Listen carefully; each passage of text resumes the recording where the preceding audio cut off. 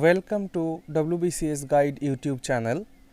Dear aspirants, ইতিহাসে আমরা তোমরা দেখে থাকবে যে ইতিহাসে আমরা কিন্তু আমাদের এই চ্যানেলে অলরেডি পড়ে ফেলেছি কি আমরা প্রস্তর যুগ থেকে শুরু করেছিলাম। আমরা প্রস্তর যুগ পড়েছি, আমরা তারপর সিন্ধু সভ্যতা পড়েছি, তারপর আমরা বৈদিক যুগ পড়েছি এবং আমরা পরবর্তী বৈদিক যুগও পড়েছি। তো আজকে আমাদের নেক্সট লেকচার রিলিজিয়াস মুভমেন্ট। ওকে, তো রিলিজিয়াস মুভমেন্টটা কেন হলো আগে সেটা বোঝা দরকার, তারপরে আজকে আমরা পড়ব বুদ্ধিজম সম্পর্কে, ঠিক, অর্থাৎ বৌদ্ধ ধর্ম সম্পর্কে আজকে আমাদের লেকচার হবে। তো রিলিজিয়াস মুভমেন্ট বলতে আমরা যেটা বুঝি সেটা হলো ধর্মীয় প্রতিবাদী আন্দোলন। যখন বৈদিক যুগের শেষ হচ্ছে, বৈদিক যুগের শেষে আমরা দেখছি বৈদিক যুগের শেষের পরে আমাদের যে টাইম যে গৌতম বুদ্ধের যে সময়কাল তোমরা সেটা দেখতে পাচ্ছ 563 বিসি থেকে 483 বিসি।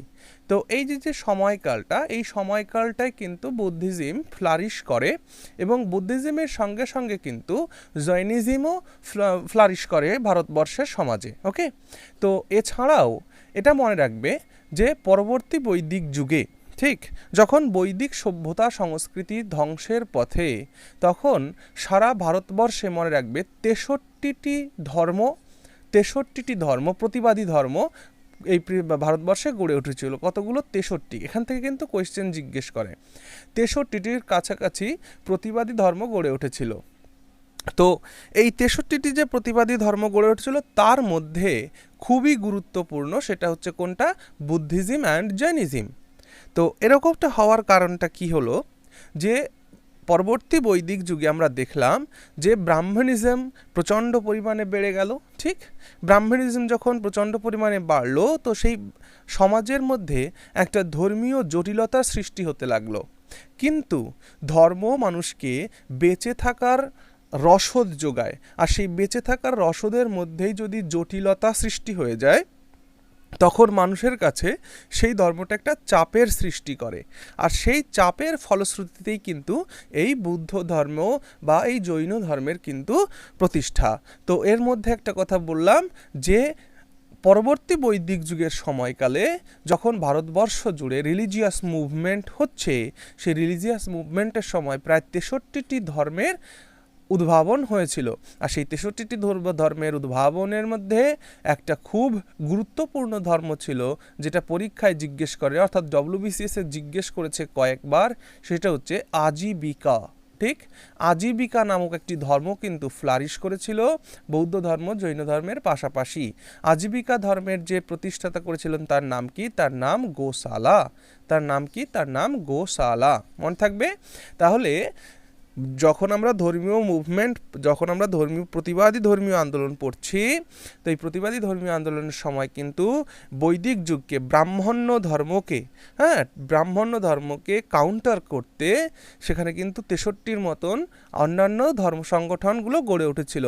আর তার মধ্যে সবথেকে ফ্লারিশ করেছিল বৌদ্ধ ধর্ম এবং জৈন ধর্ম, আর তার সাথেও আর একটা ধর্মের কথা মনে রাখতে হবে যে ধর্মের নাম ছিল আজীবিকা। আর সেই আজীবিকা ধর্মের প্রতিষ্ঠাকে করেছিলেন গোশালা।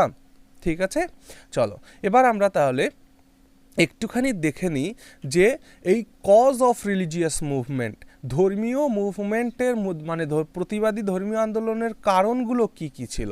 Number 1, ritualistic dominion of Brahmans. সমাজে দেখা গেল যে যত ধরনের রিচুয়ালস রয়েছে, ঠিক, তো যে সমস্ত রীতিনীতিগুলো, ধর্মীয় যে রীতিনীতিগুলো রয়েছে সেইখানে ব্রাহ্মণদের ডমিনিয়ন, ব্রাহ্মণদের একাধিপত্য আমরা দেখতে পেলাম। আর সেই ব্রাহ্মণদের একাধিপত্য যখনই সমাজ ব্যবস্থায় ধর্মের ওপরে চলে আসলো তখন সাধারণ মানুষ ধর্ম থেকে আস্তে আস্তে ডিট্যাচড হতে শুরু করলো।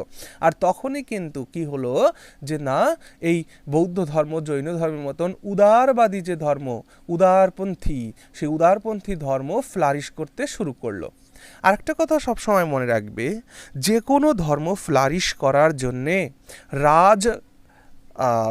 সহযোগিতা কিন্তু বিরাটভাবে প্রয়োজন। অর্থাৎ সেই যুগের রাজারা, বড় বড় ব্যক্তিরা সমাজের, তারা যে ধর্মকে বেশি প্যাট্রন করেছে সেই ধর্ম কিন্তু সবথেকে বেশি ফ্লারিশ করেছে। আমরা দেখতে পাবো যে আমাদের এই ভারতীয় উপমহাদেশে বৌদ্ধ ধর্ম সবথেকে বেশি পরিমাণে তার প্রভাব বিস্তার করেছিল। তার কারণ বৌদ্ধ ধর্মকে তৎকালীন যে রাজারা ছিলেন সেই রাজারা কিন্তু তাদের রাজধর্ম হিসাবে গ্রহণ করেছিল এই বৌদ্ধ ধর্মকে। ঠিক, তাহলে আমরা দেখছি যে রিলিজিয়াস মুভমেন্টের যে কজ ছিল সেই কজের মধ্যে আমরা কি দেখলাম? Ritualistic dominion of Brahmins. তাহলে সমাজের রীতিনীতিতে ব্রাহ্মণদের যে আধিপত্য সেটা। Number 2, rise of new agricultural economy. দেখো, নতুন এগ্রিকালচারাল ইকোনমিতে কিন্তু উত্থান ঘটলো কিভাবে? তোমরা যখন বৈদিক যুগ পড়েছ, বৈদিক যুগ বা সিন্ধু যুগ যখন আমরা পড়েছি, তখন আমরা দেখেছি যে বৈদিক যুগে বা সিন্ধু যুগে একটি ধাতু, যে ধাতুটা কপার, কোন ধাতুটা? কপার, তামাটার প্রচলন মানুষ কিন্তু করছে। আর ঠিক তামার পরেই যে ধাতুটা মানুষের পরিচয়ে আসে সেটা কি? আয়রন। ঠিক, তো এই যুগে এসে মানুষ কিন্তু আয়রনের ব্যবহার শিখে গেছে। আর যখনই লোহার ব্যবহার মানুষ শিখলো, তখন লোহা দিয়ে কি হলো? নতুন নতুন যন্ত্রপাতি তৈরি হলো। যে লাঙ্গলগুলো, সেই লাঙ্গলগুলো কিন্তু আয়রন দিয়ে তৈরি হতে লাগলো। এতে কি হলো? চাষাবাদের প্রভূত উন্নতি হলো। এবং যেহেতু চাষাবাদের উন্নতি যখন হলো, তখন কৃষক সমাজে প্রতিপত্তি সৃষ্টি করলো। আর সেই কৃষক সমাজের ওপরে যেহেতু সে সময় বর্ণ সিস্টেম ছিল, তাহলে বর্ণ সিস্টেমও কিন্তু আর একটা গুরুত্বপূর্ণ কারণ এই ধর্মীয় প্রতিবাদী আন্দোলনে। কারণ বর্ণ প্রথায় কৃষকদের খুব নিম্ন স্থানে রাখা হয়েছিল। আর সেই কৃষকদের নিম্ন স্থানে রাখার জন্যে যখনই তারা অন্য সমস্ত বৌদ্ধ ধর্ম বা জৈন ধর্ম বা যাদেরকেই পেয়েছে, যেখানে মানুষকে সম্মান দেওয়া হয়, যেখানে উদারপন্থা ভাব রয়েছে, যেখানে সকলের সমান অধিকার রয়েছে, সেই দিকে মানুষ কিন্তু আস্তে আস্তে তাদের যে গমনাগমন সেটা শুরু হলো। ঠিক, আর তাছাড়া কি? নিউ ওয়ে অফ লাইফ, এবং জীবনে নতুন মোড় সৃষ্টি হলো প্রত্যেকটা মানুষের মধ্যে। তখন সকলে কি করলো? যে না, ব্রাহ্মণ্য ডমিনিয়ন কেউ আর মেনে নিতে চায়নি, এবং পূজা পাঠের মধ্যে যত ধরনের যে বাগাড়ম্বরতা, যে সমস্ত আড়ম্বরতা সৃষ্টি হলো, সেই সমস্তগুলো কিন্তু মানুষ আস্তে আস্তে প্রতিহত করলো। সেই সমস্ত জিনিসগুলোকে প্রতিহত করে মানুষ উদারপন্থী সমস্ত ধর্মকে গ্রহণ করলো। ঠিক আছে, তাহলে আজকে আমরা যেটা পড়তে চলেছি সেটা কি? আজকে আমরা পড়তে চলেছি বুদ্ধিজম সম্পর্কে। আর সেই বুদ্ধিজমের প্রোপাউন্ড কে করেছিলেন? বুদ্ধিজম প্রোপাউন্ড করেছিলেন গৌতম বুদ্ধ। ঠিক আছে, তাহলে এখন আমরা এবার গৌতম বুদ্ধ সম্পর্কে দেখে নেব। দেখো, এখানে আমি তোমাদের জন্য যতগুলো গুরুত্বপূর্ণ পয়েন্ট থেকে পরীক্ষায় প্রশ্ন আসে, আমি ঠিক সেই পরীক্ষায় প্রশ্ন আসার মতন অনেকগুলো পয়েন্ট এখানে তুলে রেখেছি, তোমরা এগুলো দেখে নেবে। আর এই লেকচারটা দেখার পাশাপাশি তোমরা বাড়িতে যে কোনো বই থেকে একটু বুদ্ধিজম সম্পর্কে পড়ে নেবে, তাহলে আশা করব যে আজীবনকাল তোমাদের এই জিনিসগুলো মনে থাকবে। এর পাশাপাশি আজকের লেকচার শেষ হয়ে গেলে আমরা নেক্সট লেকচার জৈনিজম সম্পর্কে করব। অ্যান্ড বুদ্ধিজম অ্যান্ড জৈনিজম খতম হয়ে গেলেই আমরা এই দুটো সাবজেক্টের ওপরে বা এই দুটো টপিকের ওপরে যত ধরনের প্রশ্ন WBCS-এ আগে জিজ্ঞেস করা হয়েছে আমরা সেগুলোও দেখে নেব। ওকে, দেখো, তো রিগার্ডিং বুদ্ধ সম্পর্কে আমরা আজকে কিছু পয়েন্ট মনে রাখবো। Number 1, childhood name was Siddhartha. Gautam বুদ্ধের বাল্যকালের নাম ছিল সিদ্ধার্থ। ওকে, এবং তাকে কিন্তু শাক্যমুনিও বলা হতো। তাহলে গৌতম বুদ্ধের বাল্যকালে নাম ছিল সিদ্ধার্থ, এবং সেই সিদ্ধার্থের পাশাপাশি তার আর একটা নাম ছিল, সেটা কি? সেটা হলো Shakyamuni. Number 2, he was born in 563 BC। বলছে গৌতম বুদ্ধ 563 BC, এটা সর্বজন গ্রাহ্য।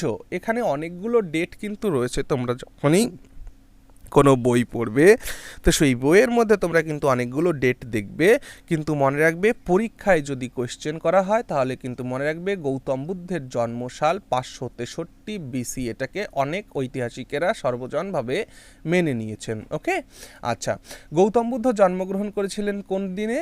গৌতম বুদ্ধ বৈশাখী পূর্ণিমার দিনে। বৈশাখ পূর্ণিমার দিনে গৌতম বুদ্ধ জন্মগ্রহণ করেছিলেন। কোথায় জন্মগ্রহণ করেছিলেন গৌতম বুদ্ধ?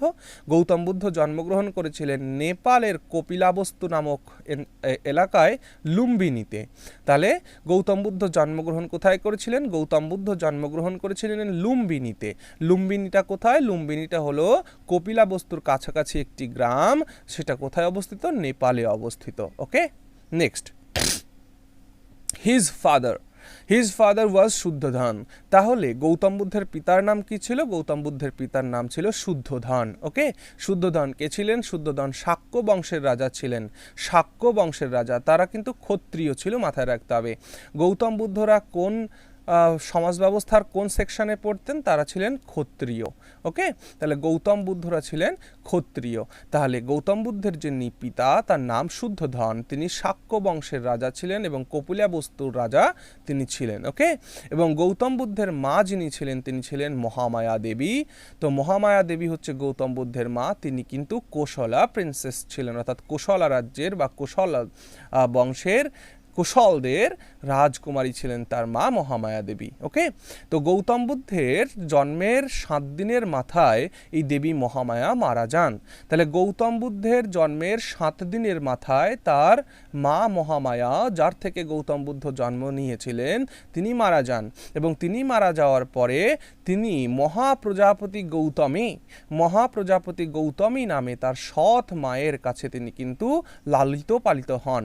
তাহলে এখান থেকে প্রশ্ন হয় যে গৌতম বুদ্ধের নাম, সিদ্ধার্থের নাম গৌতম কেন হলো? সিদ্ধার্থের নাম গৌতম হয়েছে এই কারণেই যে, কারণ সিদ্ধার্থের জন্মের 7 দিনের মাথায় তার মা মহামায়া দেবী মারা যান এবং তার সৎ মা মহাপ্রজাপতি গৌতমীর কাছে বড় হন। আর সেই গৌতমীর কাছে বড় হয়েছেন বলেই গৌতমী পুত্র গৌতম তার নাম হয়েছে। ঠিক আছে, আচ্ছা, গৌতম বুদ্ধের 16 বছর বয়সে বিবাহ হয়েছিল। গৌতম বুদ্ধের বিবাহ কত বছর বয়সে হয়েছিল? গৌতম বুদ্ধের বিবাহ হয়েছিল 16 বছর বয়সে। কার সঙ্গে? যশোধরার সঙ্গে। যশোধরার সঙ্গে গৌতম বুদ্ধের 16 বছর বয়সে বিবাহ হয় এবং এই যশোধরার সাথে গৌতম বুদ্ধের বিবাহের ফলে তাদের একটা সন্তান হয়, যে সন্তানের নাম রাহুল। তাহলে গৌতম বুদ্ধের সন্তানের নাম কি? গৌতম বুদ্ধের সন্তানের নাম রাহুল। ওকে, তো যে গৌতম বুদ্ধ 16 বছরে বয়সে বিবাহ করেন এবং 13 বছর সংসার তিনি করেছিলেন যশোধরার সঙ্গে। 13 বছর যশোধরার সঙ্গে সংসার করার পরে 29 বছর বয়সে কিন্তু তিনি সংসার ত্যাগ করেছিলেন। কেন? কারণ গৌতম বুদ্ধ সমাজের 4টি ঘটনাকে তিনি দেখেছিলেন। তিনি একজন বৃদ্ধ লোককে দেখেছিলেন, তিনি একজন রোগগ্রস্ত লোককে দেখেছিলেন, একটি ডেড বডিকে দেখেছিলেন এবং একজন সন্ন্যাসীকে দেখেছিলেন। এই 4 জন লোককে দেখে তার জীবনে কিন্তু একটা বিরাট বড় টার্নিং পয়েন্ট হয়। তিনি এই 4টি লোককে দেখেছিলেন। 4টি লোককে দেখে তিনি সিদ্ধান্ত নেন যে এই জীবনটাকে জরাজীর্ণ থেকে কিভাবে মুক্তি পাওয়া যায়, এই জীবনে মোক্ষ প্রাপ্তি কিভাবে করা যায়, সেই জন্য তিনি 29 বছর বয়সে কিন্তু সংসার ত্যাগ করেন। তাহলে প্রশ্ন করবে গৌতম বুদ্ধ কত বছর বয়সে সংসার ছেড়েছিলেন? গৌতম বুদ্ধ 29 বছর বয়সে সংসার ছেড়ে সন্ন্যাস গ্রহণ করেছিলেন। তাহলে তিনি কত বছর সংসারে ছিলেন? তিনি 13 বছর সংসার করেছিলেন।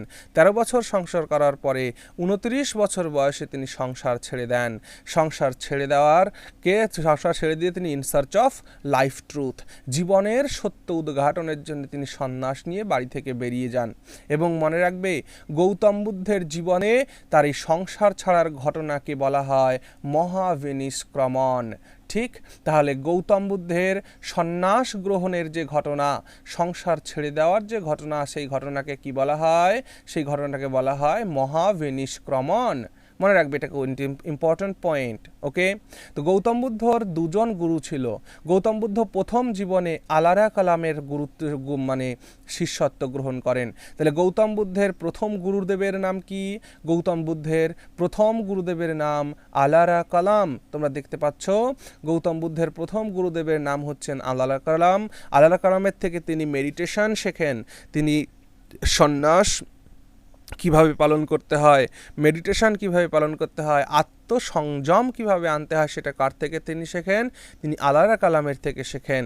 এবং পরবর্তী সময় তিনি গুরু হিসাবে গ্রহণ করেন উদ্রাক রামপুত্রকে। তাহলে গৌতম বুদ্ধের জীবনে 2 জন গুরু এসেছেন। প্রথম জনের নাম আলারা কালাম এবং দ্বিতীয় জনের নাম উদ্রাক রামপুত্র। হয়েছে। এবার দেখো ৩৫ বছর বয়সে অর্থাৎ সন্ন্যাস গ্রহণের ৬ বছরের মাথায় তিনি এনলাইটেনমেন্ট অর্জন করেন। ঠিক আছে, তাহলে ৩৫ বছর বয়সে গৌতম বোধি লাভ করেন। বোধি মানে কি? বোধি মানে হলো জ্ঞান, সেই পরম জ্ঞান যাকে ইংরেজিতে কি বলা হচ্ছে? এনলাইটেনমেন্ট, অর্থাৎ জ্ঞানের আলোক তার মধ্যে প্রকাশিত হয়। তাহলে ৩৫ বছর বয়সে গৌতম বুদ্ধ বোধি লাভ করেন। কোথায় বোধি লাভ করেন? উরুবেলা নামক স্থানে। আর যে উরুবেলাকে কি বলা হয়? বৌদ্ধগয়া নামে পরিচিত উরুবেলা, বৌদ্ধগয়া। এই বৌদ্ধগয়া একটি পিপল গাছের নিচে, মানে একটা অশ্বত্থ গাছের নিচে তিনি বোধি লাভ করেন।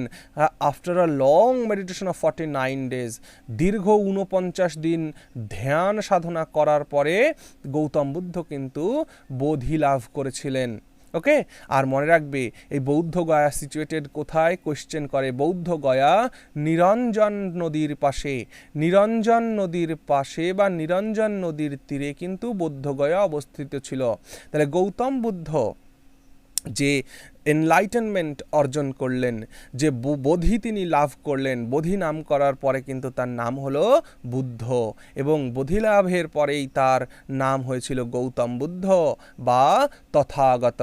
মনে থাকবে, গৌতম বুদ্ধ যখন জ্ঞান অর্জন করলেন, এনলাইটেনমেন্ট যখন অর্জন করলেন, যখন বোধি লাভ করলেন, তখনই গৌতমের নামের সঙ্গে জুড়ে গেল গৌতম বুদ্ধ বা তথাগত। মনে রাখবে, তথাগত নামটা তিনি কখন পান? বোধি অর্জন করার পরে কিন্তু গৌতম তথাগত নাম পান। ওকে, আচ্ছা, এই যে নিরঞ্জন নদীর কথা বললাম, তাহলে গৌতম বুদ্ধ বুদ্ধগয়ায় অর্থাৎ উরুবেলা, যেখানে তিনি তার সাধনা করে জ্ঞান অর্জন করেছিলেন, সেটা কোথায় ছিল? সেটা নিরঞ্জন নদীর পাড়ে ছিল। কিন্তু ডব্লিউবিসিএস এর মেইনে কোয়েশ্চেন করেছিল একবার যে এই নিরঞ্জন নদীর প্রাচীন নাম কি? মনে রাখবে, ফল্গু নদী। নিরঞ্জন নদীর প্রাচীন নামটা কি? নিরঞ্জন নদীর প্রাচীন নাম হচ্ছে ফল্গু নদী। আমরা ফল্গু নদীর নাম শুনেছি আমাদের বেদ বর্ণিত ফল্গু নদী। সেই ফল্গু নদীর বর্তমান যেটা নাম সেটা হচ্ছে নিরঞ্জন নদী। ওকে, তাহলে দেখো, after attaining enlightenment he became Buddha or Tathagata. আর এই গৌতম বুদ্ধের যে বোধিগ্রহণ, এই বোধিগ্রহণকে কি বলা হয়? নির্বাণ। গৌতম বুদ্ধের বোধিগ্রহণকে কি বলা হয়? গৌতম বুদ্ধের বোধিগ্রহণকে বলা হয় নির্বাণ। ওকে, আচ্ছা, গৌতম বুদ্ধ বোধিসত্ত্ব মানে জ্ঞান অর্জন করার পরে তিনি তার প্রথম সারমন দিয়েছিলেন, অর্থাৎ প্রথম ধর্মের বাণী তিনি শুনিয়েছিলেন তার শিষ্যদেরকে। হ্যাঁ, সেটা কোথায় শুনিয়েছিলেন? সারনাথে শুনিয়েছিলেন। ওকে, তাহলে গৌতম বুদ্ধ জ্ঞান লাভ করার পরে তার প্রথম সারমন তার প্রথম যে ধর্ম আলোচনা সেটা কোথায় করেছিলেন? সেটা সারনাথে করেছিলেন। ওকে, তা সেই সারনাথে যে তিনি তার ধর্মের বাণী প্রথম শুনিয়েছিলেন, সেইটাকে বলা হয় ধর্মচক্র প্রবর্তন। কি বলা হয়? সেটাকে বলা হয় ধর্মচক্র প্রবর্তন। ঠিক আছে, আচ্ছা, এরপর মনে রাখবে 483 বিসিতে 80 বছর বয়সে গৌতম বুদ্ধ কিন্তু নির্বাণ লাভ করেন। নির্বাণ মানে মৃত্যুবরণ করেন। ঠিক আছে, কোথায়? কুশীনগর, উত্তরপ্রদেশের কুশীনগরে 483 বিসিতে 80 বছর বয়সে তিনি তার মৃত্যুবরণ করেন। ঠিক আছে, আর তার এই মৃত্যুবরণের ঘটনাকে কি বলা হয়? মহাপরিনির্বাণ। তাহলে গৌতম বুদ্ধের মৃত্যুবরণকে আমরা কি বলে থাকি? গৌতম বুদ্ধের মৃত্যুবরণকে আমরা বলে থাকি মহাপরিনির্বাণ। ওকে, তো এই পয়েন্টগুলো খুব খুব ইম্পর্ট্যান্ট। আশা করব তোমরা নোট করে নেবে, আর যদি নোট না করো তো আমি তোমাদের জন্যে স্লাইডটাকে পরিষ্কার করে দিলাম, এখান থেকে তোমরা স্ক্রিনশট নিয়ে নিতে পারো। এবার দেখো, গৌতম বুদ্ধের জীবনে 4টি মূল ঘটনা ঘটে। তাহলে গৌতম বুদ্ধের জীবনের 4টি মূল ঘটনা কি? যখন গৌতম বুদ্ধ তার সংসার ত্যাগ করলেন, তখন সেই ঘটনাটাকে আমরা কি বলছি? সেই ঘটনাটাকে আমরা বলছি মহাবিনিষ্ক্রমণ। তাহলে যখন তিনি সংসার ছাড়লেন, তখন সেটাকে বলছি আমরা মহাবিনিষ্ক্রমণ। যখন তিনি মহাবিনিষ্ক্রমণের পরে কি করেছিলেন? মহাবিনিষ্ক্রমণের পরে তিনি যখন জ্ঞান অর্জন করলেন, বোধি অর্জন করলেন, জ্ঞান অর্জন করার সময় তিনি কি করলেন, সেটা হচ্ছে নির্বাণ। ঠিক আছে? আর নির্বাণ অর্জন করার পরে তিনি যে ধর্ম কথা শুনিয়েছিলেন, অর্থাৎ তার ধর্মের যে প্রবর্তন করেছিলেন, সেটাকে বলা হচ্ছে ধর্মচক্র প্রবর্তন। আর তিনি যখন মারা গেলেন তখন ঘটনাটাকে বলা হচ্ছে মহাপরিনির্বাণ। এবং গৌতম বুদ্ধের সাথে রিলেটেড এই 4টি ঘটনা কিন্তু মাথায় রাখতে হবে। এবং এই 4টি ঘটনা 4টি সিম্বল দ্বারা রিপ্রেজেন্ট করা হয়েছে। আমরা সেই 4টি সিম্বল একটু পরেই দেখব। তাহলে মহাবিনিষ্ক্রমণ, নির্বাণ, ধর্মচক্র প্রবর্তন আর হচ্ছে মহাপরিনির্বাণ। ঠিক আছে? খুব ইম্পর্টেন্ট কিন্তু। ঠিক আছে? চলো দেখো, great events of Buddha's life represented with symbols. Gautam বুদ্ধের জীবনের কতগুলো ঘটনা যেগুলো কতগুলো সিম্বল দিয়ে বোঝানো হয়েছে। আর মনে রাখবে, গৌতম বুদ্ধের এত কিছু ঘটনা জানা যায় কোন গ্রন্থ থেকে? জাতক গ্রন্থ থেকে। মনে রাখবে, গৌতম বুদ্ধের জীবনী সম্পর্কে, গৌতম বুদ্ধের জীবনী সম্পর্কে, গৌতম বুদ্ধের জীবনী সম্পর্কে কোন গ্রন্থ থেকে জানা যায়? গৌতম বুদ্ধের জীবনী সম্পর্কে জাতক গ্রন্থ থেকে জানা যায়, জাতক গ্রন্থ। ঠিক আছে? দেখো, গৌতম বুদ্ধের যে জন্ম, বার্থ, গৌতম বুদ্ধের জন্মটাকে রিপ্রেজেন্ট করা হয় লোটাস অ্যান্ড বুল দিয়ে, পদ্মফুল এবং ষাঁড়ের ছবি দিয়ে গৌতম বুদ্ধের জন্মকে রিপ্রেজেন্ট করা হয়। মহাবিনিষ্ক্রমণ, যখন গৌতম বুদ্ধ তার ঘর সংসার ছাড়লেন, সন্ন্যাস যখন গ্রহণ করলেন, তখন সেই ঘটনাটাকে আমরা কি বলছি? মহাবিনিষ্ক্রমণ। আর এই মহাবিনিষ্ক্রমণ হর্স দ্বারা রিপ্রেজেন্ট করা হয়, হর্সের সিম্বল দ্বারা রিপ্রেজেন্ট করা হয় গৌতম বুদ্ধের মহাবিনিষ্ক্রমণকে। মনে রাখবে, গৌতম বুদ্ধের একটা হর্স ছিল, সেই হর্সটার নাম কি? চান্তক। হর্সটার নাম চান্তক। ঠিক আছে? CHNTAK, চান্তক। গৌতম বুদ্ধের ঘোড়ার নাম যেটা ছিল, গৌতম বুদ্ধের ঘোড়ার নাম চান্তক ছিল। ওকে? আচ্ছা, গৌতম বুদ্ধের জীবনে যে নির্বাণ লাভ হয়, অর্থাৎ গৌতম বুদ্ধ যখন এনলাইটেনমেন্ট যখন তার প্রাপ্তি হয়, সেই এনলাইটেনমেন্ট প্রাপ্তির ঘটনাকে আমরা কি বলে থাকি? নির্বাণ। আর এই নির্বাণ রিপ্রেজেন্টেড বাই বোধি ট্রি। যে গাছের নিচে বসে তিনি নির্বাণ লাভ করেছিলেন, সেই বোধি ট্রি দ্বারা রিপ্রেজেন্ট করা হয় তার নির্বাণের ঘটনা। ওকে? আর গৌতম বুদ্ধ যে ধর্মের বাণী প্রচারণ করেছিলেন, অর্থাৎ ধর্মচক্র প্রবর্তন করেছিলেন, সেই ধর্মচক্র প্রবর্তনকে হুইল, চাকা দিয়ে রিপ্রেজেন্ট করা হয়, হুইল দিয়ে। ওকে? আর মহাপরিনির্বাণ, গৌতম বুদ্ধের যে মৃত্যু হয়েছিল, গৌতম বুদ্ধের যে এই পৃথিবী ছেড়ে চলে যাওয়ার ঘটনা, অর্থাৎ মহাপরিনির্বাণকে রিপ্রেজেন্ট করা হয় স্তূপ দিয়ে। ঠিক আছে না? স্তূপ দিয়ে। ঠিক? ওকে।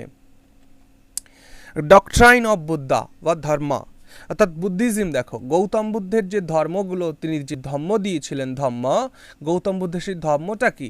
ডক্ট্রাইনটা কি? বুদ্ধিজমের ডক্ট্রাইন কি? মানে বৌদ্ধ ধর্মের মূল কাহিনীগুলো কি? গৌতম বুদ্ধের মনে রাখবে 4 নোবেল ট্রুথস বা আর্য সত্য।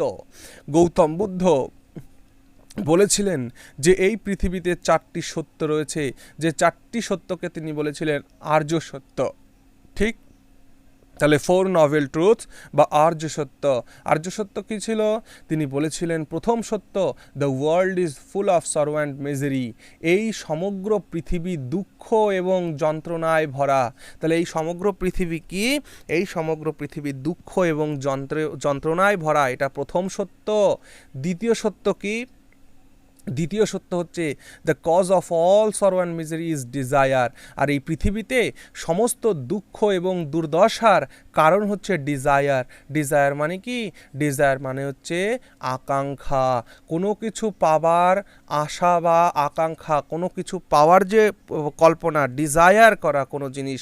আর সেই সমস্ত দুঃখ কষ্টের মূল কারণই হচ্ছে এই আকাঙ্ক্ষা বা ডিজায়ার। তার তৃতীয় সত্য কি বলেছিলেন তিনি? তার তৃতীয় সত্য ছিল pain and misery can be ended by killing or controlling desire. আমরা যদি আমাদের আশা আকাঙ্ক্ষাকে হত্যা করতে পারি, আমরা নিঃস্বার্থ হয়ে যাই, আমাদের মধ্যে যদি কোনো চাওয়া না থাকে, আমাদের মধ্যে যদি কোনো পাওয়া না থাকে, আমরা যদি শুধু কামনা, মানে ডিজায়ার মানে কি? ডিজায়ার মানে এক ধরনের কামনা বলতে পারো। এই কামনা থেকে যদি আমরা প্রতিহত হতে পারি, তাহলে আমাদের জীবনের সমস্ত পেইন অ্যান্ড মিজারিকে এন্ড করা যাবে, শেষ করে দেওয়া যাবে। ওকে? তার চতুর্থ সত্যটা ছিল কি? চতুর্থ সত্য, desire can be controlled by following the eight eightfold প্যাথ। তিনি বলেছিলেন এই ডিজায়ারকে যে কন্ট্রোল করার ক্ষমতা রয়েছে সেটা কি এইট ফোল্ড প্যাথ অনুসরণ করলে। এইট ফোল্ড প্যাথ কি, যেটাকে আমরা বলছি অষ্টাঙ্গিক মার্গ। অষ্টাঙ্গিক মার্গকে যদি আমরা অনুসরণ করি তাহলে আমরা ডিজায়ারকে কন্ট্রোল করতে পারবো। তাহলে দেখে নিই আমরা এইট ফোল্ড প্যাথ কি, অষ্টাঙ্গিক মার্গ কি। অষ্টাঙ্গিক মার্গ হচ্ছে নাম্বার 1 রাইট ফেথ, সৎ বিশ্বাস, রাইট ফেথ, রাইট থট, সৎ ভাবনা, রাইট অ্যাকশন, সৎকর্ম, রাইট লাইভলিহুড, সৎ জীবন বা জীবিকা, রাইট এফোর্টস, সৎ প্রচেষ্টা, রাইট স্পিচ, সৎ বক্তব্য, রাইট মেমোরি, সৎ স্মৃতি অ্যান্ড রাইট কনসেন্ট্রেশন এবং সৎ সংকল্প। তাহলে এই 8খানা পথ যদি কেউ অনুসরণ করে চলে, যেটাকে বলা হচ্ছে অষ্টাঙ্গিক মার্গ, এই অষ্টাঙ্গিক মার্গকে কেউ যদি অনুসরণ করে চলতে পারে তাহলে সে জীবনের যে আর্য সত্য, যে 4টি সত্য, সেই 4টি সত্যকে অনুধাবন করতে পারবে। ওকে। আর গৌতম বুদ্ধের ধর্মের মধ্যে একটা কি ছিল, বিলিফ ইন নির্বাণ। গৌতম বুদ্ধ বলতেন নির্বাণে বিশ্বাস করতে। নির্বাণ মানে কি, নির্বাণ মানে হচ্ছে মোক্ষ লাভ করা। কিভাবে, দেখো, হোয়েন ডিজায়ার সিজেস, যখন ডিজায়ার কমে যাবে, সিজ করবে মানে কমে যাবে, ডিজায়ার মানে কি কামনা, তখন রিবার্থ সিজ হবে, তখন পুনর্জন্মও কিন্তু যখন সিজ হবে, পুনর্জন্মের কনসেপ্ট যখন কমে আসবে, অ্যান্ড নির্বাণ ইজ অ্যাটেন্ড, এবং যখন মানুষ নির্বাণ অ্যাটেন্ড করবে, যখন সত্যিকারের বুদ্ধি বা সেই ঈশ্বরের জ্ঞান যখন কেউ অর্জন করবে, that is freedom from the cycle of birth, death and rebirth. যখন মানুষ সত্যি সত্যি জন্ম, মৃত্যু এবং পুনর্জন্ম এই সাইকেল থেকে বেরিয়ে আসতে পারবে। কি করে বেরিয়ে আসবে, সেটা এইট ফোল্ড প্যাথকে অনুসরণ করেই বেরিয়ে আসতে পারবে। তাহলে জন্ম, মৃত্যু, পুনর্জন্ম এই 3টে জিনিস থেকে বেরিয়ে আসতে গেলে মানুষের কি অনুসরণ করা দরকার, মানুষের এইট ফোল্ড প্যাথ বা অষ্টাঙ্গিক মার্গ অনুসরণ করা দরকার। এই পয়েন্টটা খুব ইম্পর্ট্যান্ট পয়েন্ট, এটা very very important point. According to বুদ্ধার অনুসারে the concept of soul is a myth. তিনি বলতেন আত্মা বলে কিছু হয় না, আত্মা হলো একটা মিথ্যা কল্পনা, আত্মা বলে কিছু হয় না। জীবনে জ্ঞান অর্জন করাটাই, পরম সত্যের সন্ধান করাটাই হচ্ছে মূল লক্ষ্য। তারপর দেখো বিলিফ ইন অহিংসা। গৌতম বুদ্ধ বলতেন one should not cause injury to any living being, animal or man. কোনো মানুষের উচিত নয়, কোনো জীবিত প্রাণী, মানুষ, কোনো বস্তুকে কখনোই আঘাত করা বা ইনজুরি তাকে ঘটানো কখনোই উচিত নয়, অর্থাৎ অহিংসার কথা গৌতম বুদ্ধ বলতেন। ওকে। গৌতম বুদ্ধের ধর্মে, গৌতম বুদ্ধের ডক্ট্রাইনে তিনি আর একটা কথা বলতেন, বিলিফ ইন কর্মা। তিনি কর্মে বিশ্বাস করতেন। কি বলতেন তিনি, man ribs the fruits of his past deeds. তিনি বলতেন মানুষ তার অতীত কর্মের ফল আজীবন ভোগ করবে। অর্থাৎ অতীতে তুমি যে কর্ম করবে সেই অতীতের কর্মফল তোমাকে কিন্তু ভোগ করতে হবে। এই ছিল গৌতম বুদ্ধের ডক্ট্রাইন, অর্থাৎ গৌতম বুদ্ধের ধর্মের মূল ভাবনা। ঠিক, ভেরি গুড। গৌতম বুদ্ধ যে বুদ্ধিজম দিয়েছিলেন সেখানে ত্রিরত্নের একটা কনসেপ্ট রয়েছে, ত্রিরত্ন, অর্থাৎ 3 জুয়েলস অফ বুদ্ধিজম। বুদ্ধিজমের 3 জুয়েলস সম্পর্কে আমরা জানি। দেখো, বুদ্ধ ধর্মের 3 জুয়েলস হচ্ছে 1 নাম্বার বুদ্ধা, অর্থাৎ এনলাইটেন্ড ওয়ান, যে জ্ঞান প্রাপ্ত করেছে তিনি একজন। ধম্ম, গৌতম বুদ্ধ যে ডক্ট্রাইন দিয়েছেন বুদ্ধিজমের মধ্যে, যে ধম্ম তিনি প্রচার করেছিলেন সেটা একটা রত্ন। অ্যান্ড সংঘ, এবং যে কমিউনের কথা তিনি বলছেন। তাহলে বৌদ্ধ মতে ত্রিরত্ন কি কি, বুদ্ধা, ধম্ম, সংঘ। ঠিক আছে, ওকে। এবার দেখো বুদ্ধিস্ট লিটারেচার। তো বুদ্ধিস্ট লিটারেচার আমরা কিন্তু পরবর্তী সময়ে অনেক পড়ব। তা সত্ত্বেও গৌতম বুদ্ধের যে ধর্ম অর্থাৎ বুদ্ধিজম, সেই বুদ্ধিজম যে বৌদ্ধ ধর্মের যে ধর্মগ্রন্থ, সেই বৌদ্ধ ধর্মের ধর্মগ্রন্থের নাম কি, বৌদ্ধ ধর্মের ধর্মগ্রন্থের নাম ত্রিপিটক। ঠিক, ত্রিপিটক অর্থাৎ 3টি পিটক। পিটক মানে কি, পিটক মানে হলো বাস্কেট। ত্রিপিটক শব্দের অর্থ 3 ফোল্ড বাস্কেট। ঠিক আছে, তাহলে 3 ফোল্ড বাস্কেটটাকে বলা হচ্ছে ত্রিপিটক। আর সেই ত্রিপিটকের মধ্যে একটা 3 ফোল্ড পিটক কেন বলা হতো, কারণ এই পিটকগুলো না মানে এক ধরনের গাছের পাতায় লেখা হয়েছিল। অর্থাৎ গৌতম যে বৌদ্ধ ধর্ম প্রচার করেছিলেন সেই তার ধর্মের বাণী কোথায় লিখেছিলেন? পাতায়। আর সেই পাতাগুলোকে কেমন করে? সেই ঝুড়ির মতন করে সাজানো হয়েছিল, এই জন্য নাম হয়েছে ত্রিপিটক বা পিটক। ঠিক আছে, তাহলে ত্রিপিটক মানে তিনটে পিটক। তাহলে বৌদ্ধদের যে পিটক হচ্ছে কয়টা? তিনটি। নাম্বার 1 বিনয় পিটক। বিনয় পিটকের মধ্যে আমরা কি পাই? মনে রাখবে, এগুলো কিন্তু থেকে প্রশ্ন জিজ্ঞেস করে। বিনয় পিটকের মধ্যে আমরা পাই rules of discipline in Buddhist monasteries. Buddhist মনাস্ট্রিজগুলোতে, অর্থাৎ বুদ্ধের যে মনাস্ট্রিগুলো রয়েছে, যে ধর্মস্থানগুলো রয়েছে, সেইখানে যে রুলস অ্যান্ড ডিসিপ্লিনগুলো রয়েছে সেটা কোথায় আলোচনা করা রয়েছে? সেটা বিনয় পিটকের মধ্যে আলোচনা করা রয়েছে। 2 নাম্বার পিটক সূত্র পিটক বা সূত্র পিটক, যাই বলো। তো সেই সূত্র পিটক বা সূত্র পিটকের মধ্যে কি রয়েছে? মনে রাখবে, it is the largest one. তাহলে 3টি পিটকের মধ্যে সব থেকে বড় পিটক কোনটি? 3টি পিটকের মধ্যে সব থেকে বড় পিটকটার নাম হচ্ছে সূত্র পিটক বা সূত্র পিটক। হ্যাঁ, এর মধ্যে কি রয়েছে? Contents collection of Buddha's sermons. Buddha যে সারমনগুলো দিয়েছিলেন, বুদ্ধা যে ধর্মের বাণীগুলো দিয়েছিলেন, তাহলে গৌতম বুদ্ধের ধর্মের বাণী কোন পিটকের মধ্যে রয়েছে বর্ণিত? সূত্র পিটকের মধ্যে বর্ণিত রয়েছে। ওকে, আরেকটা দেখো অভিধম্ম পিটক। অভিধম্ম পিটকের মধ্যে কি রয়েছে? 3 number Pitaka explanation of the philosophical principles of the Buddhist religion. বৌদ্ধ ধর্মের দার্শনিক কনসেপ্টগুলোকে এক্সপ্লানেশন দেওয়া রয়েছে কিসের মধ্যে? অভিধম্ম পিটকের মধ্যে। ঠিক আছে, তাহলে ত্রিপিটক যে 3টি পিটক সেটা হলো বিনয় পিটক, সূত্র পিটক, অভিধম্ম পিটক। বিনয় পিটকের মধ্যে রুলস অ্যান্ড রেগুলেশনস রয়েছে বুদ্ধিস্ট মোনাস্ট্রির সম্পর্কে। সূত্র পিটকের মধ্যে গৌতম বুদ্ধের যে বাণী সেগুলো রয়েছে। আর অভিধম্ম পিটকের মধ্যে রয়েছে যে বৌদ্ধ ধর্মের যে দার্শনিক রীতিনীতি সেগুলোকে ব্যাখ্যা করা রয়েছে অভিধম্ম পিটকের মধ্যে। ক্লিয়ার হলো? Very good. এবার আমরা দেখব খুব খুব ইম্পর্ট্যান্ট যেটা, সেটা হচ্ছে যে বুদ্ধিস্ট কাউন্সিল। গৌতম বুদ্ধ যখন মারা যান তারপরে 4টি কাউন্সিল হয়েছিল, বৌদ্ধ সভা। ঠিক, তো দেখো ফার্স্ট বুদ্ধিস্ট কাউন্সিল, প্রথম বৌদ্ধ সভা কবে হয়েছিল? প্রথম বৌদ্ধ সভা হয়েছিল 483 বিসিতে, অর্থাৎ বুদ্ধ যখন চলে গেলেন তখন। গৌতম বুদ্ধ চলে যাওয়ার পরে প্রথম বুদ্ধিস্ট কাউন্সিল হয়েছিল। কোথায় হয়েছিল? ভেন্যুটা কোথায়? ভেন্যুটা হচ্ছে রাজগৃহ। ঠিক আছে, রাজগৃহ। এবং ডব্লিউবিসিএস এর মেইন পরীক্ষায় জিজ্ঞেস করবে রাজগৃহের কোথায়, স্পেশালি কোথায়, সেটা কোথায়? দেখো সপ্তপর্ণী কেভ। সপ্তপর্ণী কেভে কিন্তু প্রথম বুদ্ধিস্ট কাউন্সিল হয়েছিল। আর এই প্রথম বুদ্ধিস্ট কাউন্সিলে যিনি চেয়ারম্যানশিপ করেছিলেন, যিনি চেয়ারম্যান ছিলেন, সভাপতি ছিলেন, তার নাম কি? তার নাম হচ্ছে মহাকাশ্যপ। ঠিক আছে, তাহলে বৌদ্ধদের যে প্রথম কাউন্সিল হয়েছিল, ফার্স্ট বুদ্ধিস্ট কাউন্সিলের চেয়ারম্যান কে ছিলেন বা সভাপতিত্ব কে করেছিলেন? মহাকাশ্যপ সভাপতিত্ব করেছিলেন। এবং এই ফার্স্ট বুদ্ধিস্ট কাউন্সিল কার প্যাট্রোনাইজেশনে হয়েছিল? অর্থাৎ সেই সময় কোন রাজা এটাকে সহযোগিতা করেছিল? হর্ষঙ্ক বংশের রাজা। মনে রাখবে, হর্ষঙ্ক বংশের রাজা অজাতশত্রু। তাহলে প্রথম বুদ্ধিস্ট কাউন্সিলে কে সভাপতিত্ব করেছিলেন? মহাকাশ্যপ। কোথায় হয়েছিল? রাজগৃহতে হয়েছিল। এবং রাজা কে ছিলেন? অজাতশত্রু রাজা ছিলেন, হর্ষঙ্ক বংশের অজাতশত্রু রাজা। ঠিক আছে, এই ফার্স্ট বুদ্ধিস্ট কাউন্সিলে কি ঘটনা ঘটেছিল? দেখো, compilation of Sutra Pitaka and Vinaya Pitaka and by Ananda and Upali. ঠিক আছে, তাহলে এই প্রথম বুদ্ধিস্ট কাউন্সিলে সূত্র পিটক এবং বিনয় পিটকের কম্পাইলেশন হয়েছিল। এই দুটি পিটকের কম্পাইলেশন হয়েছিল। কে কে করেছিল? আনন্দ করেছিল আর উপালি করেছিল। মনে রাখবে দুটো নাম, আনন্দ আর উপালি। এরা কি করেছিল? সূত্র পিটক আর বিনয় পিটকটাকে কম্পাইল করেছিল প্রথম বুদ্ধিস্ট কাউন্সিলে। বোঝা গেল? আচ্ছা, এরপর দেখো 2 number second Buddhist council. Second Buddhist council কবে হয়েছিল? ঠিক তার 100 বছর পরে, অর্থাৎ প্রথমটির 100 বছর পরে, অর্থাৎ 383 বিসিতে। ফার্স্ট বুদ্ধিস্ট কাউন্সিল হয়েছিল 483 বিসিতে, আর সেকেন্ড বুদ্ধিস্ট কাউন্সিল হয়েছিল 383 বিসিতে। কোথায় হয়েছিল? বৈশালীতে হয়েছিল। কিন্তু ডব্লিউবিসিএস এর মেইনে জিজ্ঞেস করবে বৈশালীর কোথায় হয়েছিল?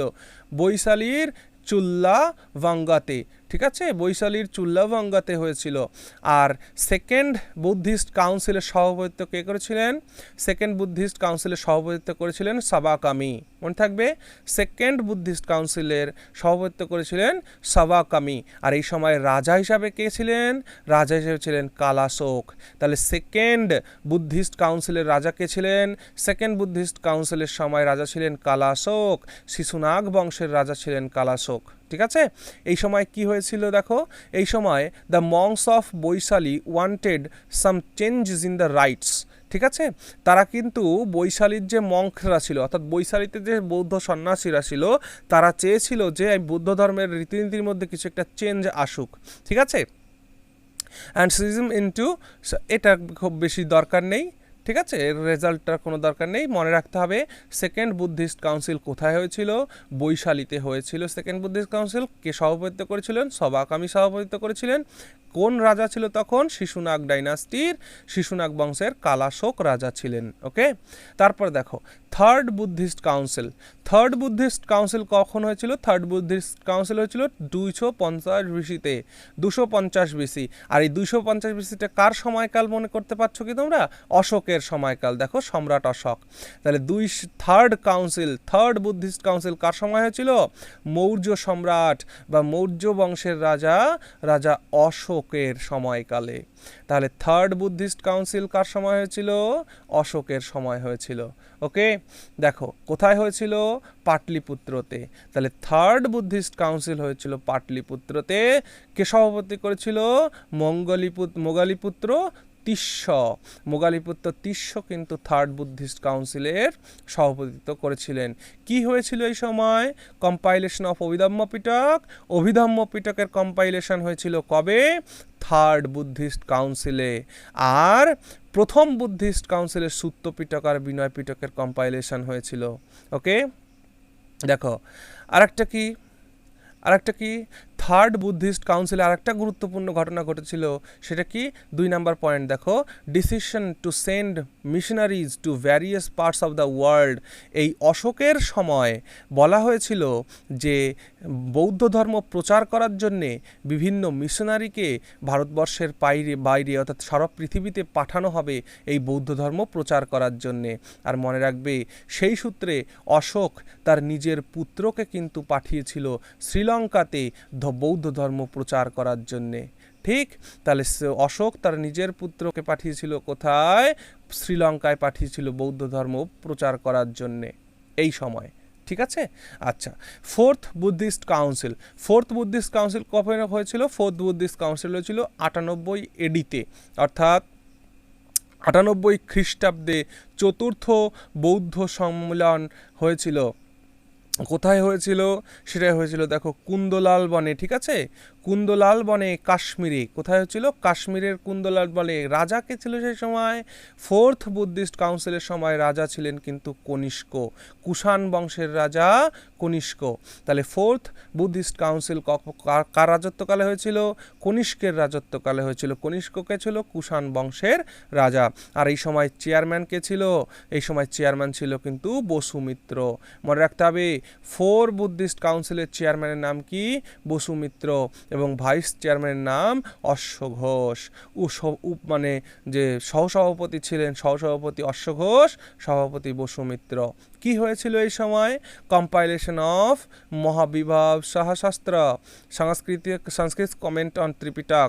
ত্রিপিটকের সংস্কৃত কমেন্ট এখানে হয়েছিল। আর কি হয়েছিল, the division of Buddhist into Hinayana and Mahayana. দেখো তাহলে বৌদ্ধরা দুটো সেকশনে ভাগ হয়ে গেছিল, দুটো সেক্টে ভাগ হয়ে গিয়েছিল। কোন কাউন্সিলে, ফোর্থ কাউন্সিলের সময়। যখন ফোর্থ বুদ্ধিস্ট কাউন্সিল হয়েছিল তখনই কিন্তু বৌদ্ধদের মধ্যে দুটো ভাগ হয়েছিল, একটা ভাগ হয়েছিল হীনযান, একটা ভাগ হয়েছিল মহাযান। ঠিক আছে, তাহলে দেখো চারটি এই কাউন্সিলকে মনে রাখতে হবে কোথায় কোথায়। যেমন প্রথমটা হয়েছিল কোথায়, প্রথমটা হয়েছিল রাজগৃহ, প্রথমটা রাজগৃহ হয়েছিল। দ্বিতীয়টা কোথায় হয়েছিল, দ্বিতীয়টা হয়েছিল বৈশালী, দ্বিতীয়টা হয়েছিল কোথায়, বৈশালী। তৃতীয়টা কোথায় হয়েছিল, তৃতীয়টা হয়েছিল পাটলিপুত্র, পাটলিপুত্র। আর চতুর্থটা কোথায় হয়েছিল, চতুর্থটা হয়েছিল কাশ্মীর, চতুর্থটা কাশ্মীর। আর এই চারটে জায়গাকে মনে রাখতে গেলে এরকম মনে রাখবে, আমি তোমাদের একটা শ্লোক বলে দিচ্ছি কি, রাজ বেশে পুত্র কাশে, রাজ বেশে পুত্র কাশে, অর্থাৎ রাজার বেশ নিয়ে পুত্র কাশছে, এটা মনে রাখবে। দেখো রাজবেশে পুত্র কাশে মানে রাজবেশে মানে রাজগৃহে, বেশে মানে বৈশালী, পুত্র মানে পাটলিপুত্র, কাশে মানে কাশ্মীর। তাহলে রাজবেশে পুত্র কাশে, এই শ্লোকটা মনে রাখবে। এই লাইনটা মনে রাখলে আজীবনকাল মনে রাখতে পারবে যে 4টি কাউন্সিল কোথায় কোথায় হয়েছিল। তাহলে ফার্স্ট কাউন্সিল হয়েছিল রাজগৃহে, সেকেন্ড কাউন্সিল হয়েছিল বৈশালীতে, থার্ড কাউন্সিল হয়েছিল পাটলিপুত্রে, ফোর্থ কাউন্সিল হয়েছিল কাশ্মীরে। তাহলে রাজবেশে পুত্র কাশে। ঠিক, ক্লিয়ার হলো, বোঝা গেল? Very good. নেক্সট, তো সেক্টস অফ বুদ্ধিজম আমরা একটু আগে দেখলাম। আমরা দেখলাম যে বৌদ্ধ ধর্মের যে দুটো সেকশন হয়েছিল, অ্যাকচুয়ালি বৌদ্ধ ধর্মের 3টে সেকশন, একটা বজ্রযানও ছিল। ঠিক, তো বজ্রযান সম্পর্কে আমি বলছি শেষে, আগে দেখি হীনযান। তাহলে প্রথম সেকশনের নাম কি? হীনযান। দেখো হীনয়ান মানে দ্য লেজার ভেহিকল, যান মানে কি? যান মানে ভেহিকল। তাহলে হীনযান এর আক্ষরিক অর্থ কি? দ্য লেজার ভেহিকল, খুব মানে ছোটোখাটো ভেহিকল। ঠিক, তো হীনযান সেকশনের কতগুলো কথা ছিল। কি কথা? Number 1, it's followers believed in the original teaching of Buddha. তাহলে গৌতম বুদ্ধের যে অরিজিনাল টিচিংয়ে কারা বিশ্বাস করতো? হীনযানরা। মনে থাকবে, তাহলে গৌতম বুদ্ধের অরিজিনাল টিচিংসে কারা বিশ্বাস করতো? হীনযানরা বিশ্বাস করতো। The south individual salvation through self discipline and meditation. তারা বলতো যে ব্যক্তিগত সালভেশনের মাধ্যমে, ব্যক্তিগত ডিসিপ্লিন মেডিটেশনের মাধ্যমে নিজের জীবনটাকে শুধরে নেওয়ারটা তারা বিশ্বাস করত। They did not believe in idolship. এই হীনযানরা কিন্তু গৌতম বুদ্ধের মূর্তি পূজায় বিশ্বাস করতো না। আমরা দেখেছি গৌতম বুদ্ধের মূর্তি পূজা হয়, তো গৌতম বুদ্ধের মূর্তি পূজাকে কিন্তু হীনযানরা বিশ্বাস করতো না। খুব মারাত্মক পয়েন্ট, মনে রাখবে। এখান থেকে কোয়েশ্চেন জিজ্ঞেস করে যে বৌদ্ধ ধর্মের কোন সেকশন আইডল ওরশিপে বিশ্বাস করে? তো মহাযানরা আইডল ওরশিপে বিশ্বাস করে, আর হীনযানরা কিন্তু আইডল ওরশিপে বিশ্বাস করে না। ওকে, এই হীনযানরা, তোমরা জানো বৌদ্ধ যে ধর্মশাস্ত্রর নাম কি? ত্রিপিটক। সেই ত্রিপিটকটা কোন ভাষায় রচিত হয়েছে? ত্রিপিটকটা কিন্তু পালি ভাষায় রচিত হয়েছে, পালি ভাষায়। আর এই হীনযানরাই বলতো যে বৌদ্ধ ধর্মশাস্ত্রের ভাষা হওয়া উচিত পালি ল্যাঙ্গুয়েজে, তাই দে ফেভার্ড পালি ল্যাঙ্গুয়েজ। কেন? কারণ পালি ল্যাঙ্গুয়েজটা হচ্ছে সর্বসাধারণের ভাষা ছিল, সাধারণ মানুষের ভাষা ছিল, যাতে সমস্ত সাধারণ মানুষ এই ধর্মকে বুঝতে পারে, তার পক্ষপাতী ছিল হীনযানরা। কিন্তু মহাযানরা বলতো যে বৌদ্ধ ধর্মশাস্ত্র সংস্কৃতে লেখা হোক, কিন্তু সংস্কৃত সাধারণ মানুষের ভাষা ছিল না। তারপর কি? It is known as southern Buddhist religion. তাহলে হীনযানরা সাধারণত হীনযানরা কিন্তু সাধারণত সাউথ ইন্ডিয়ান, ভারতবর্ষের দক্ষিণ দিকের এলাকায় কিন্তু হীনযানরা থাকতো। ঠিক আছে, because it prevailed in the south of India, that is Sri Lanka, Burma, Siam মানে থাইল্যান্ড, জাভা, এই সমস্ত এলাকায় যে বৌদ্ধ সন্ন্যাসীরা ছিল তারা কিন্তু ছিল হীনযান। মনে থাকবে, তাহলে হীনযানদের আধিপত্য কোথায় ছিল? সাউথ ইন্ডিয়ার দিকে ছিল, যেমন শ্রীলঙ্কায় ছিল বার্মা মানে যেটা মায়ানমার এখন, সিয়াম মানে কি এখনকার থাইল্যান্ড, জাভা ইত্যাদি এই সমস্ত এলাকার মানুষগুলো। ওকে, আচ্ছা। There were 2 subsects of Hinayana. হীনযানদেরও দুটো আলাদা ভাগ ছিল, মনে রাখবে। হীনযানদের যে দুটো আলাদা ভাগ ছিল সেটাকে আমরা একটা কি বলছি? কি একটা আমরা বলছি বৈভবশিকা, আর একটা কি বলছি? স্বতন্ত্রিকা। বৈভবশিকা আর স্বতন্ত্রিকাটা এই দুটো কার সেকশন? হীনযানদেরই আবার সাবসেকশন। ঠিক আছে, তাহলে হীনযানদের দুটো সাবসেকশনের নাম কি? হীনযানদের দুটো সাবসেকশনের নাম হচ্ছে বৈভবশিখা আর স্বতন্ত্রিকা। ঠিক আছে, এবার আমরা দেখব মহাযানদের কাহিনী।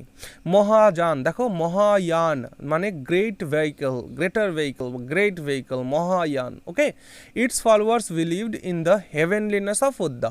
দেখো হীনযানরা গৌতম বুদ্ধ যে শিক্ষাটা দিয়ে গেছিল সেটাকেই তারা বিশ্বাস করতো, কিন্তু মহাযানরা বলছে যে গৌতম বুদ্ধ হচ্ছে একটা হেভেনলি পার্ট, গৌতম বুদ্ধ হচ্ছে একটা ঈশ্বর, শক্তি, ভগবান।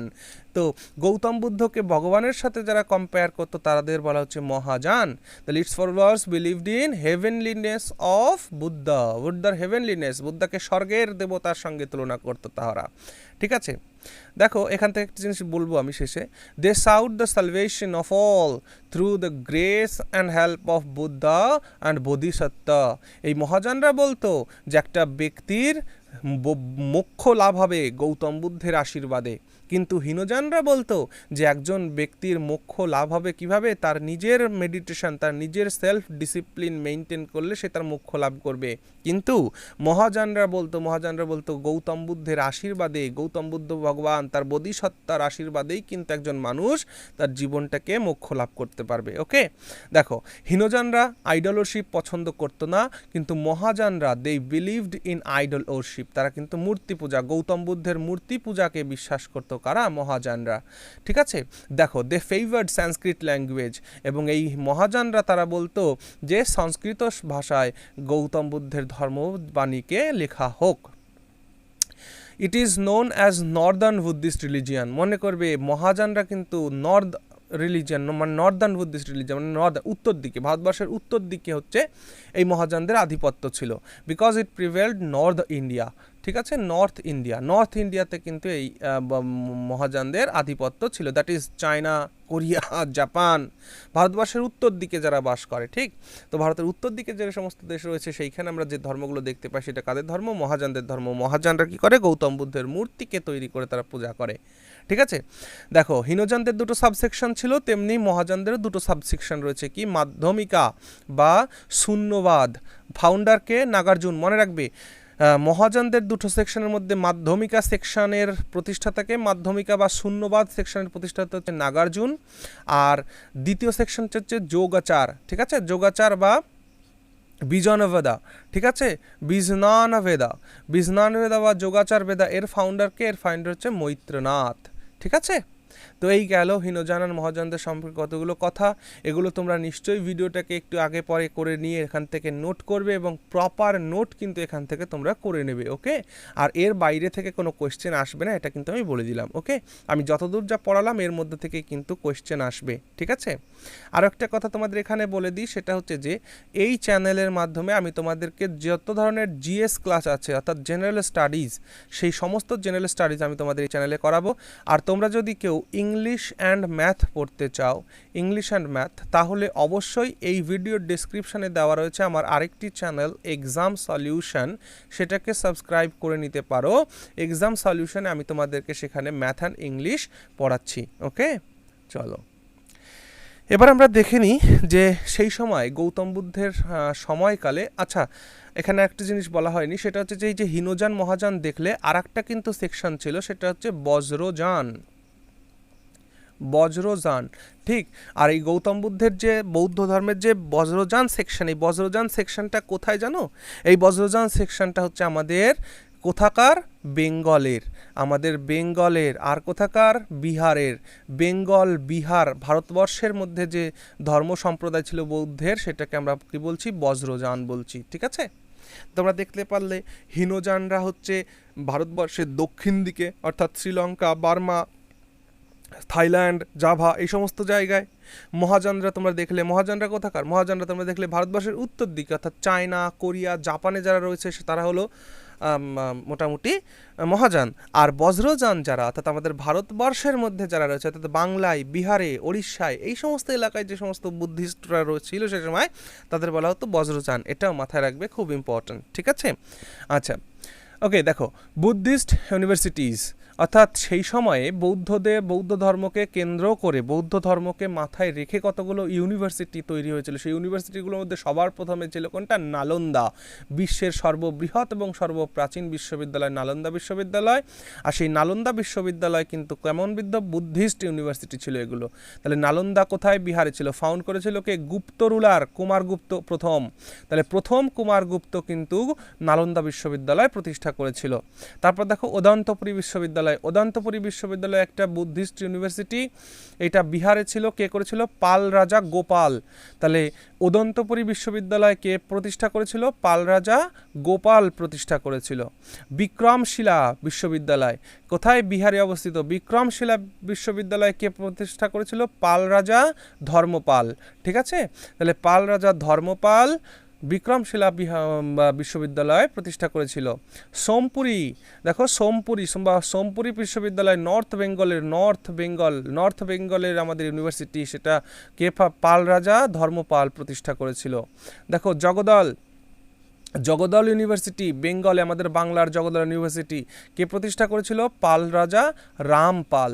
হ্যাঁ, এখান থেকে তোমরা দেখতে পাচ্ছ বাংলায় পাল রাজত্বে, কিন্তু বাংলায় পাল রাজত্বে বৌদ্ধ ধর্ম সব থেকে বেশি পরিস্ফুটিত হয়েছিল। তাহলে মনে রাখবে যে বাংলার কোন শাসক, বাংলা বিহারের কোন শাসকের সময় বৌদ্ধ ধর্ম ফ্লারিশ করেছিল? বাংলার পাল রাজাদের সময় কিন্তু বৌদ্ধ ধর্ম বেশি বেশি ফ্লারিশ করেছিল। ওকে। আর গুজরাটের দিকে একটা বিশ্ববিদ্যালয় হয়েছিল বল্লভী বিশ্ববিদ্যালয়। বল্লভী বিশ্ববিদ্যালয়, সেই বল্লভী বিশ্ববিদ্যালয় একটা বুদ্ধিস্ট ইউনিভার্সিটি ছিল, যেটাকে ফাউন্ড করেছিল মৈত্রক বংশের রাজা ভাত্রাক। মৈত্রক বংশের রাজা ভাত্রাক, ঠিক আছে, ভাত্রাক প্রতিষ্ঠা করেছিল এই বল্লভী ইউনিভার্সিটি। ক্লিয়ার হলো? তো ঠিক আছে, আজকে এই পর্যন্ত আলোচনায় থাকলো। আমরা নেক্সট ডে জৈনিজম পড়ব। ঠিক আছে, জৈনিজম যখন আমরা পড়ে ফেলবো, বৌদ্ধিজম আজকে আমরা পড়লাম, জৈনিজম কমপ্লিট করার পরে আমরা কিন্তু তারপর কি করব না, আমরা এর বিষয়ে যত কোয়েশ্চেন এর আগে পরে ডব্লিউবিসিএসে এসছে আমরা সমস্ত কোয়েশ্চেনগুলো নিয়ে কিন্তু আলোচনা করব। ওকে। তারপরে আমরা ষোড়শ মহাজন পদ সম্পর্কে দেখব। ষোড়শ মহাজন পদ সম্পর্কে দেখে আমরা কিন্তু মগধ রাজ্যটাকে দেখব। আর মগধ রাজ্যটাকে যখনই আমরা দেখব তখনই আমরা দেখব মগধে যে সমস্ত শাসকগুলো ছিল, শাসক গোষ্ঠী, সেখান থেকে আমাদের ইতিহাস কিন্তু পড়াশোনা আরও শুরু হয়ে যাবে। ওকে। আর তোমরা জানো এর সাথে সাথে আমাদের বায়োলজির ক্লাসগুলো চলছে, তো ভালো করে ক্লাসগুলো দেখো এবং নোট করো। ঠিক আছে? ওকে, ঠিক আছে, তাহলে এখানেই রাখছি।